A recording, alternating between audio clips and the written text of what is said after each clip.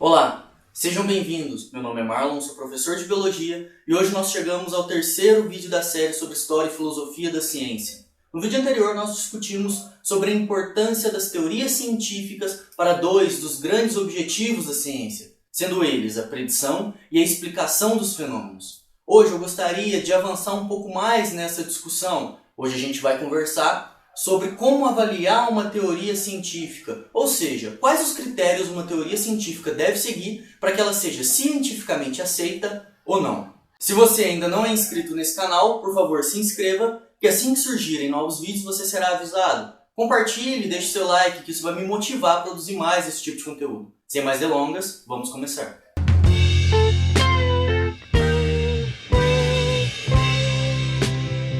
Para começarmos, eu gostaria de dividir as teorias científicas em duas grandes classes, o que chamamos de teorias fenomenológicas e o que chamamos de teorias explicativas. Vamos falar um pouquinho de cada uma delas. As teorias fenomenológicas são aquelas em que as suas proposições se referem a propriedades e relações que são empiricamente acessíveis, ou seja, são relações, são propriedades que são diretamente observáveis no fenômeno em questão. Como exemplo desse tipo de teoria nós temos a termodinâmica, que é o ramo da física responsável por entender as relações entre temperatura, pressão e volume de determinado sistema físico.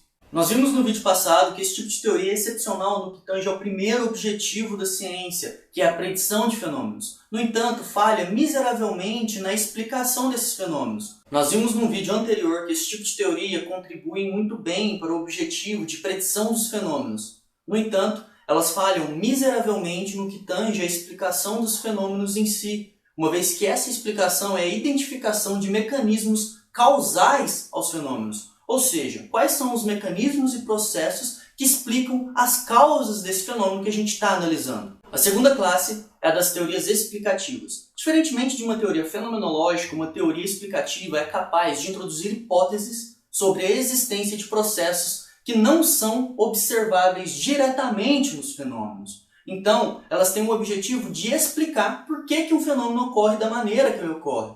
A maioria das teorias que permeiam a ciência moderna são de cunho explicativos. Então, esse tipo de teoria é bastante importante, mas também é bastante complexo. Um exemplo desse tipo de teoria é a teoria da mecânica estatística, que também é uma teoria física que busca entender o comportamento de corpos macroscópicos mecânicos.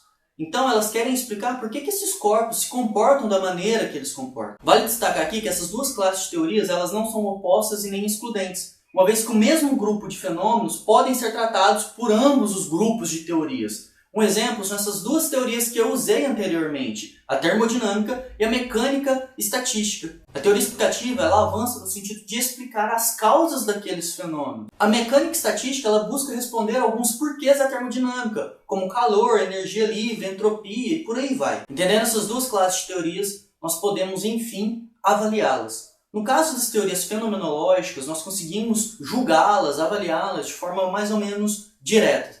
Basta uma observação muito cuidadosa e atenciosa dos fenômenos para observar se eles são adequados com as leis que estão nessa teoria ou não. Então tem que ter uma relação entre o fenômeno e o que está sendo proposto pela lei que faz parte dessa teoria. Filosoficamente falando, quando um fenômeno tem de fato uma relação entre o que está acontecendo ali e a proposição de uma lei, nós dizemos que essa teoria ela é empiricamente adequada. Portanto, uma teoria deve ser empiricamente adequada. E além disso, elas devem satisfazer alguns critérios. O primeiro critério é o suporte lógico. Ou seja, os mecanismos propostos por uma teoria devem ser plausíveis, devem fazer sentido de acordo com os fenômenos que a gente está observando. Essa teoria ela deve apresentar também uma certa generalidade. Isso está relacionado com o objeto que a teoria versa. Por exemplo, uma teoria da aprendizagem que tente explicar a aquisição de muitos tipos de comportamento é mais geral do que uma teoria que tente explicar somente o comportamento verbal. Como ela é mais geral, então ela é melhor. Uma teoria deve apresentar também o que a gente chama de parcimônia, ou seja, o princípio da simplicidade. As teorias parcimoniosas invocam mecanismos mais simples e suficientes para explicar um fenômeno. Por fim, essa teoria deve ter utilidade. Nós vimos que um dos objetivos da análise científica é a previsão e o controle do fenômeno em questão. Então, uma boa teoria deve permitir uma previsão precisa dos comportamentos estudados, além de controlar esses tais comportamentos. Todos esses critérios seguidos pelas teorias fenomenológicas podem também ser seguidos pelas teorias explicativas. No entanto, eles devem ser adaptados e complementados, uma vez que uma teoria explicativa versa sobre processos que não são observáveis empiricamente em um fenômeno. Isso quer dizer que, embora as hipóteses desse tipo de teoria possam ser sugeridas pelos fenômenos, elas não decorrem dos fenômenos de forma lógica, de forma direta. Dada uma certa classe de fenômenos a serem explicados, frequentemente são formuladas uma série de hipóteses ou até mesmo teorias que são incompatíveis entre si. Cabe ao cientista olhar para essas teorias e, a partir daqueles dados que ele obteve empiricamente, escolher qual é a melhor hipótese para explicar as causas daquele fenômeno. São essas implicações empíricas que permitem,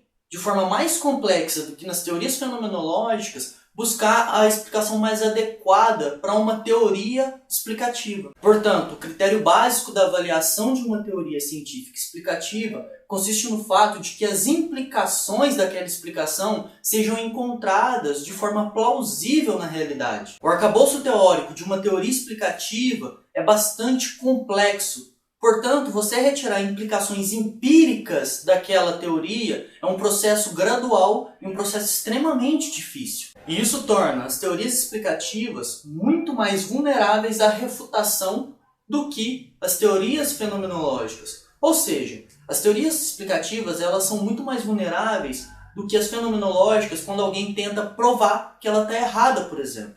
Justamente pelo fato de que essas implicações empíricas que devem sustentar essas teorias, elas são muito mais difíceis de conseguir e também muito mais demoradas. Mesmo que uma teoria científica satisfaça exemplarmente todos esses critérios citados, ela não deve nunca ser considerada uma verdade definitiva. O estudo da história da ciência nos mostra que o conhecimento científico nunca deve ser considerado como absolutamente seguro e imutável. Eu gostaria de dar um exemplo. A mecânica newtoniana exibiu notável adequação empírica por mais de 2 séculos. No entanto, lá no início do século XX, essa mecânica newtoniana foi substituída pelas mecânicas relativista e quântica. Se voltássemos no tempo, lá no auge do newtonianismo, e disséssemos que o tempo não é absoluto coisa nenhuma, que tudo é relativo, o pessoal nos chamariam de loucos varridos. Eu falar, malandro, você tá maluco, você tá louco da cabeça. No entanto, nós vimos com Einstein e sua trupe que isso aconteceu. E que, na verdade, a mecânica ela é relativa. Portanto, Einstein e a sua galera mostrou que a gente não é tão louco de pedra assim não. Que, na verdade, isso que a gente está afirmando faz sentido. E por mais que a teoria mecânica de Newton tenha sido referência por mais de 2 séculos, lá no início do século XX, ela foi derrubada. Em nome de uma outra teoria que explicava melhor sobre os fenômenos que a gente observava. Isso nos mostra que a ciência ela não é estática, ela é dinâmica, ela se transforma. E por mais que isso nos mostre que o conhecimento científico não é infalível, isso não quer dizer que devemos desqualificar a ciência, que devemos colocar a ciência em um balaio de outras formas menos sistemática, menos organizada de conhecimento, como por exemplo o senso comum. O que caracteriza o conhecimento científico não é a sua infalibilidade, mas sim a disposição em buscar alternativas teóricas muito sérias para a adequação de novas teorias. É entender que quando um experimento dá negativo, isso não quer dizer que você falhou. Esse experimento negativo também é uma resposta. Isso deve te motivar a buscar novos caminhos para promover novas construções de teorias que se adequem melhor à realidade. Eu não posso afirmar nunca, jamais, que uma teoria é verdadeira. Mas eu posso dizer com certeza que ela pode ser falsa. Nos vemos no próximo vídeo.